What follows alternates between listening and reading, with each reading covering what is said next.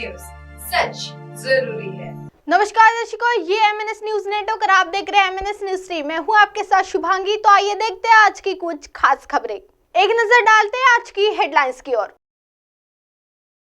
Beating retreat के साथ गणतंत्र दिवस समारोह का समापन, विजय चौक पर झुकाया राष्ट्रीय ध्वज। मिस्र की लड़की करीमन ने गाया देशभक्ति गीत देश रंगीला, पीएम मोदी समेत अन्य नेताओं ने की तारीफ। क्या बीजेपी के साथ जाएगी मायावती, रामदास अठावले के बयान से मिले संकेत। आइए देखते हैं खबरें विस्तार से। बीटिंग रिट्रीट के साथ गणतंत्र दिवस समारोह का समापन, विजय चौक पर झुका राष्ट्रीय ध्वज। गणतंत्र दिवस समारोह औपचारिक समापन बीटिंग रिट्रीट के साथ सोमवार को हो गया। इस दौरान रायसीना हिल्स पर शाम को बीटिंग रिट्रीट समारोह शुरू हुआ। विजय चौक पर सेना अर्धसैनिक बैंडों ने भारतीय धुन बजाई। बैंड के जरिए रघुवंती राघव, राजा राम, ए मेरे वतन के लोगों, राष्ट्रगान सहित अन्य धुनों को बजाया गया। मौके पर राष्ट्रपति द्रौपदी मुर्मू, प्रधानमंत्री नरेंद्र मोदी और उपराष्ट्रपति जगदीप धनखड़ भी मौजूद थे। ढलते सूरज के साथ सैनिक भारतीय धुनों पर मार्च कर रहे थे। भारतीय सेना, भारतीय नौसेना, भारतीय वायुसेना और केंद्रीय सशस्त्र पुलिस बल के संगीत बैंड ने मनमोहक धुनें बजाई। रायसीना हिल्स मनमोहक और थिरकाने वाली भारतीय धुनों से गूंज उठी, जिन्हें सैन्य और अर्धसैनिक बैंडों द्वारा बजाया जा रहा था।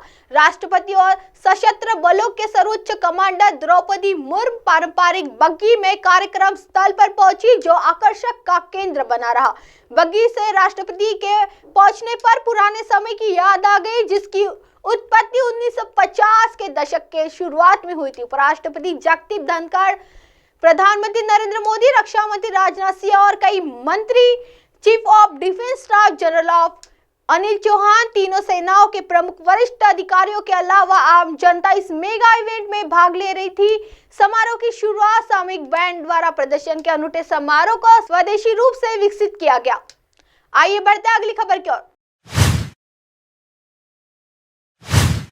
मिस्र की लड़की करीमन ने गाया देशभक्ति गीत देश रंगीला, पीएम मोदी समेत अन्य नेताओं ने की तारीफ। परंपरागत भारतीय घाघरा चोली पहने हुए देश रंगीला देशभक्ति गीत गाने वाली मिस्र की एक युवती की सराहना प्रधानमंत्री नरेंद्र मोदी और अन्य नेताओं ने की है। यह भारतीय दूतावास द्वारा आयोजित गणतंत्र दिवस समारोह में गीत गाती हुई लड़की का वीडियो क्लिप दूतावास द्वारा जारी किए जाने के इसके कुछ घंटे बाद प्रधानमंत्री नरेंद्र मोदी ने इसकी प्रशंसा की। मिस्र में भारतीय मिशन के आधिकारिक एक्स हैंडल पर रविवार शाम को लिखा गया, मिस्र की युवती करीमन ने इंडिया हाउस में 75वें गणतंत्र दिवस समारोह में देशभक्ति गीत का रंगीला प्रस्तुत किया। उसके सुमधुर गायन और सही उच्चारण ने बड़ी संख्या में भारतीयों और मिस्र वासियों को प्रभावित किया। इसके 24 घंटे से भी कम समय में भीतर भारतीय मोदी ने एक्स पर लिखा, मिस्र की करीमन की यह प्रस्तुति सुरीली है। मैं इस प्रयास के लिए उन्हें बधाई देता हूँ और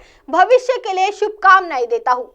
विदेश मंत्री एस जयशंकर और आवास या शहरी मामलों में मंत्री हरदीप सिंह पुरी ने भी एक्स पर प्रधानमंत्री मोदी के पोस्ट को साझा किया। मोदी की प्रशंसा के बाद 1 मिनट के अंदर इस वीडियो को 6 लाख से अधिक बार देखा गया। आइए बढ़ते अगली खबर की ओर।